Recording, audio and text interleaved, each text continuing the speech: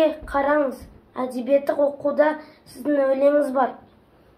Кемеңгер, бұны білем мен. 4-ші сыныпқа арналған оқулық қой. Осында тәуелсіздік деген өлең шыққан білем.